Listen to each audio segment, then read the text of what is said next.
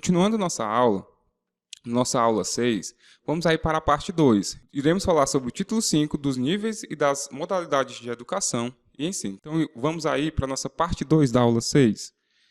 Então, iremos falar, na aula passada nós fizemos um resumo, agora nós iremos pontuar o artigo na íntegra, ou seja, de acordo com o que está lá no site do Planalto, né? Então, o artigo 22 ele fala o seguinte: a educação básica tem por finalidade desenvolver o educando, assegurando-lhe, visando assegurar-lhe a formação comum indispensável para o exercício da cidadania e fornecer-lhe meios para progredir no trabalho e em estudos posteriores. Então, temos aqui, a educação básica, ela tem a finalidade de desenvolver o educando para a formação comum indispensável para o exercício da cidadania e para progredir também no trabalho e em estudos posteriores. Tá? Então, vamos lá para o artigo 23. No artigo 23, ele diz o seguinte: a educação básica poderá organizar-se em séries anuais. Por que ele fala poderá? Porque existem também outras formas, de se organizar, que pode ser em períodos semestrais, ciclos, alternância regular de períodos de estudos, grupos não seriados, com base na idade, na competência e em outros critérios, ou por forma diversa de organização, sempre que o interesse do processo de aprendizagem assim recomendar, ou necessitar, no caso de algumas regiões do país, certo? Então, essa educação ela pode se organizar dessas diferentes formas aqui pontuadas, tá? Em séries anuais, períodos semestrais, círculos, alternância regular de períodos de estudos, grupos não seriados, tá? Sempre com base na idade, na competência e em outros critérios, tá? Que levam em consideração as qualidades locais.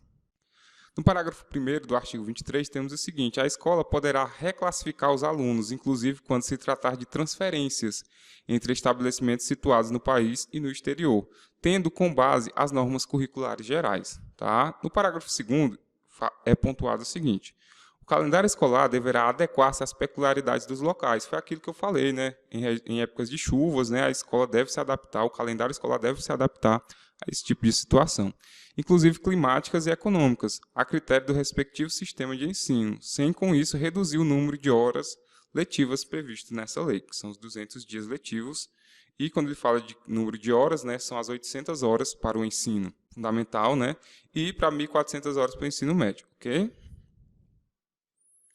Então, no artigo 24, ele diz o seguinte: a educação básica nos níveis fundamental e médio será organizada de acordo com as seguintes regras comuns, ou seja, que vai servir tanto para uma quanto para a outra. A carga horária mínima anual será de 800 horas para o ensino fundamental e para o ensino médio, distribuídas por um mínimo de 200 dias de efetivo trabalho escolar, excluindo o tempo reservado aos exames finais, ou seja, às provas finais, quando houver. Tá certo? Lembrando que essa redação ela foi alterada, Lembrando que o ensino médio ele pode, sim, gradativamente, a partir de 2017, aumentar essa carga horária para 1.400 horas. Tá? O ensino médio, o ensino fundamental ainda não entrou, não tem nada na lei que fale sobre isso. Tá? Então, no inciso 2, temos o seguinte: a classificação em qualquer série ou etapa, exceto a primeira do ensino fundamental, pode ser feita por promoção para alunos que cursaram com aproveitamento à série ou fase anterior na própria escola, por transferência para candidatos procedentes de outra escola, independentemente de escolarização anterior, mediante a avaliação feita pela escola, que define o grau de desenvolvimento e experiência do candidato e permita sua inscrição na série ou etapa adequada, conforme regulamentação do respectivo sistema de ensino.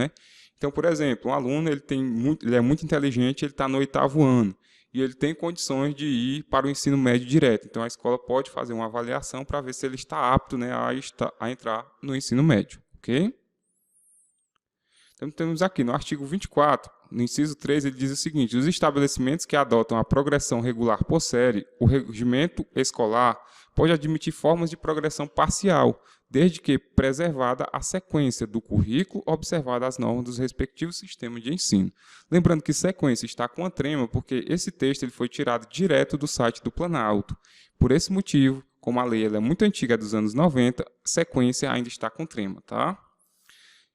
Inciso 4. Poderão organizar-se classes ou turmas com alunos de séries distintas, com níveis equivalentes de adiantamento na matéria para o ensino de línguas estrangeiras, artes ou outros componentes curriculares. Ok?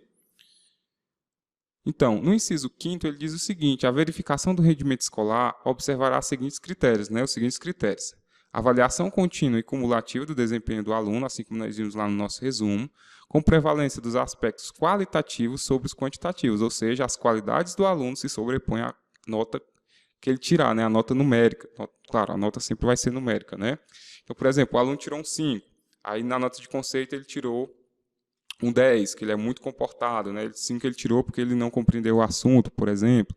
Então, essa nota de conceito, essa nota qualitativa, ela vai se sobrepor à nota quantitativa do aluno, tá? Item B, possibilidade de aceleração de estudos para alunos com atraso escolar, possibilidade de avanço nos cursos e nas séries mediante verificação do aprendizado, né? Essa verificação de aprendizado pode ser uma prova ou um questionário pequeno, né, ali que possa, né, avaliar alguns aspectos do aluno. Aproveitamento de estudos concluídos com êxito, obrigatoriedade de estudos de recuperação, de preferência paralelos ao período letivo, para os casos de baixo rendimento escolar serem disciplinados pelas instituições de ensino em seu cargo, né? Então, por exemplo, né, o aluno ele ter ali uma aula de reforço, podemos dizer assim, sempre permitido, né, de acordo com a lei, ter essa aula de reforço, né, paralelo. Ainda no artigo 24, temos o inciso 6, que fala o seguinte: o controle da frequência, lembrando que frequência está escrito com hífen, porque foi tirado do texto de lei, tá certo? Exatamente como está lá no site do Planalto, né? Nós tiramos de lá essa lei, por isso que está a frequência com esses dois pontinhos em cima do U, tá certo? Então, o controle da frequência fica a cargo da escola, conforme disposto no seu regimento e nas normas dos respectivos sistemas de ensino, exigida a frequência mínima de 75% do total de horas letivas para aprovação. Então, o aluno tem que ter aí, no mínimo, 75% de presença nas aulas. Inciso 7º diz o seguinte: cabe a cada instituição de ensino expedir históricos escolares, declarações de conclusão de série e diplomas ou certificados de conclusão de cursos, com as especificações cabíveis, como o ano que o aluno se formou, por exemplo.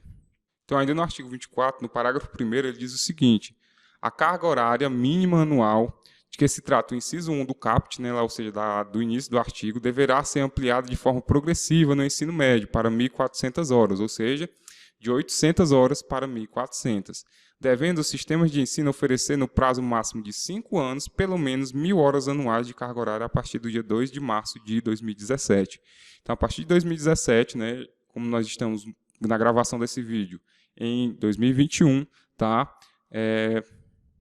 Então, essa carga horária já foi implementada, nessa carga horária de pelo menos 1.000 horas, com as disciplinas eletivas, tá? Essa carga horária está sendo implementada aos poucos com as disciplinas eletivas até chegar nesse prazo de 5 anos, né?